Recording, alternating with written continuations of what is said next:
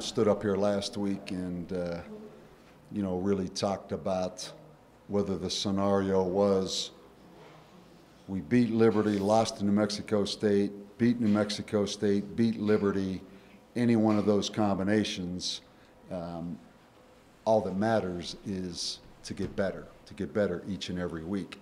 And it really is the same message again this week, coming off the UNLV game.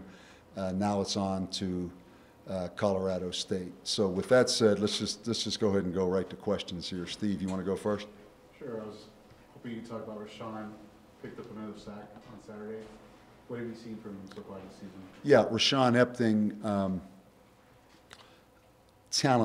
talented, particularly as an edge pass rusher.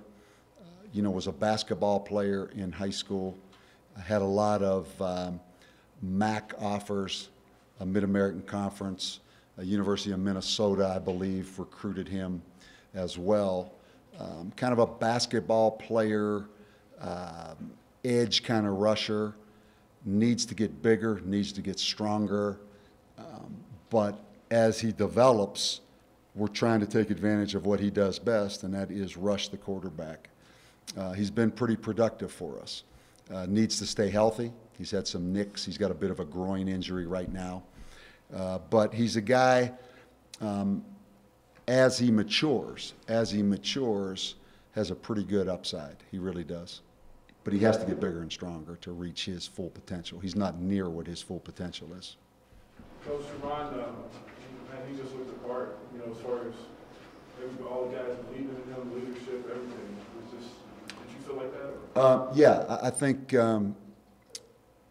it's fun to watch. As Sharon Jones gets more reps, as he gets more reads, and he's able to play fast, that term play fast, where he can just react and let his athletic ability carry him instead of thinking so much. It's fun to watch. The biggest thing is Sharon didn't turn the football over. He came off a 4-interception game and didn't throw an interception. First and foremost, that's the biggest thing. Particularly with the wind blowing the way it was up there.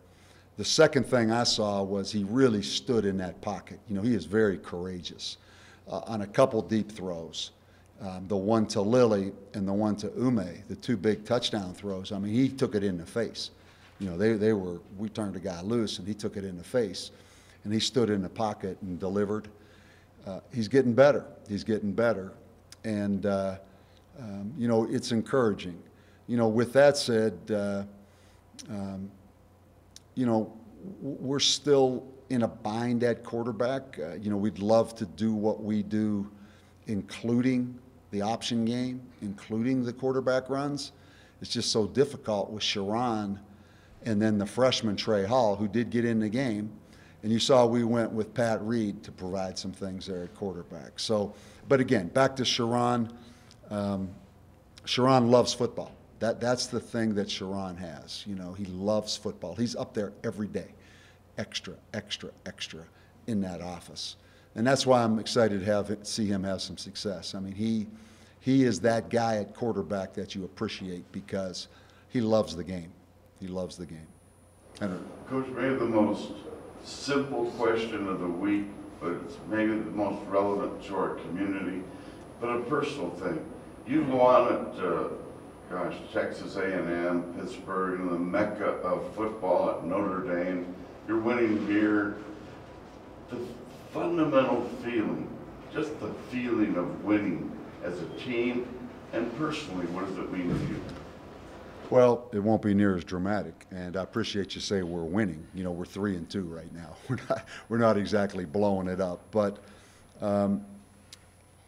it's not a cliche. It really is seeing guys get better. Just individual stories and individual people getting better, and then being able to celebrate that moment together. Sometimes particularly on the road, right? When you're in somebody else's stadium and somebody else's locker room. But there's so much work that goes into this that it's not nearly as philosophical. It's more, I know how hard this kid has worked, and I know how hard this assistant coach has worked, and I want to see them have success for all the work they've put into it. keeping in mind that other team's working hard too.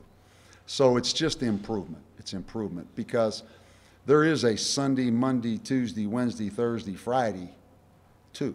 It's not just Saturday. It's Sunday, Monday, Tuesday, Wednesday, Thursday, Friday. So to see the process work and win a football game, that's why I coach. That's what I do it for. There's a lot of other things that would be easier to do for a lot of people. So it does come down to winning the game, and it's encouraging to make progress. Luncheon Jones is your guy right now, but how prepared do you think Trey Hall is in case he does need to come in for a little bit longer? Yeah, Trey Hall is a true freshman from East Texas. He's getting more prepared. He knows what to do. He does have some talent. In some ways, like Sharon, in that he has to do it with more suddenness and more precision. You know, when you make that decision, let it rip. Where there's a little bit of a gray area in there from making a decision to, here's what I'm doing. He's a great kid. We really have, if you look at our roster, 3 young quarterbacks. You know, Sharon will be a senior next year. Tavaka Toyota will be a junior next year. And then Trey will be really a freshman because we're going to try to redshirt him. We have 3 really good quarterbacks to do what we're doing. But Trey Hall is, I mean, make no mistake, he's benefited from being one play away from being in the game because we're preparing him like he's the starter every week. So he's taking advantage of that. He's still not Sharon, though. You know, Sharon just has a little more experience, a little more, you know, polish to him. But Trey Hall has a bright future here. He's got a good arm and he's got good quickness and he's getting better each day in practice. And he did get in the game against UNLV. We didn't throw it with him just because of the score, but he did get in the game. Coach, I see that you guys are a homecoming opponent. Do you ever think about any of that when somebody schedules you for homecoming? I mean, do you guys use it as ammo for fellow players and motivation? You know, I think you used to more, quite honestly, in coaching. Now, Van, you know, the Mountain West Conference controls the scheduling of the game. So it's not like Colorado State scheduled exactly what date we were coming to Fort Collins. You know, so it's a little bit more of it just happens.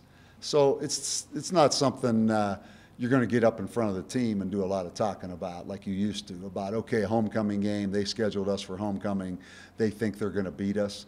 You know, it's a little more random now. But I might sneak that homecoming one in there a little bit, you know, just try any advantage I can get. Coach, in what way did the defense improve on Saturday, and how much of a confidence booster was that for them? Yeah, Brandon, I think you said it right there. I think it's confidence. You know, being able to get off the field early in the game. If you go back and look, I think at 3 of the 4 other games we played, the offense scored on the first series of the game. And a couple of them on big passes, jump ball kind of passes, which is so deflating. They were able to get some confidence.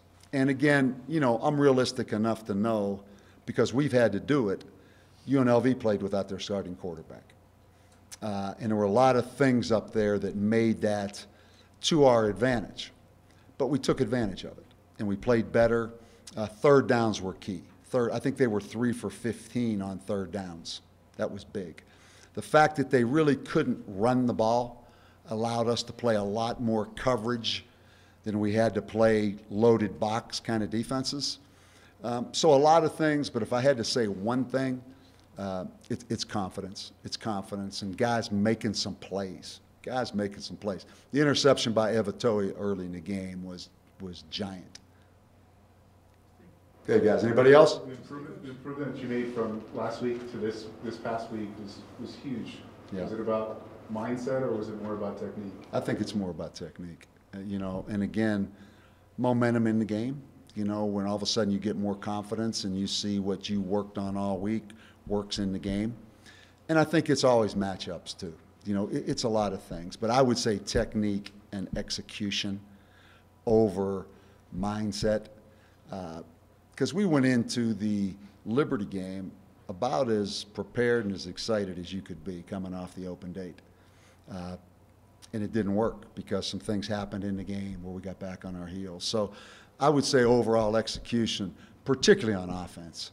You know, we improved dramatically on preciseness of routes, preciseness of where the ball was supposed to go, when it was supposed to go there. I would say offensively, without a doubt, it was execution standpoint. Defense might have been a little more confidence because we got off and running in the game a little bit more. Coach, since last week was one of the best games that we had balanced, rushing and passing, means that the defense doesn't have to put 8 or 9 guys to stop you.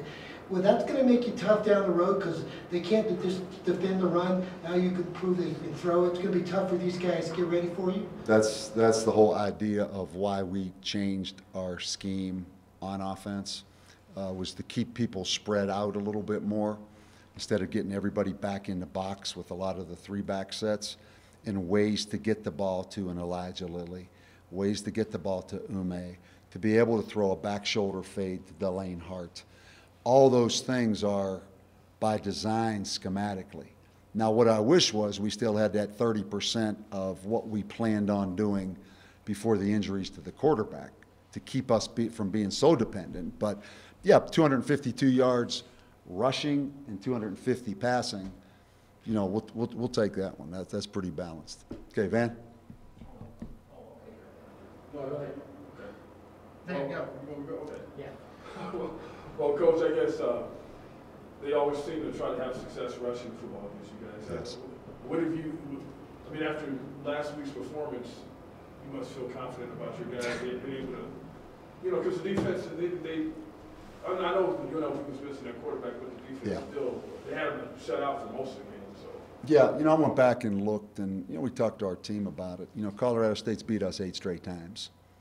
And some of the statistics individually by their tailbacks, you know, really back-to-back seasons, I mean, huge numbers rushing the football.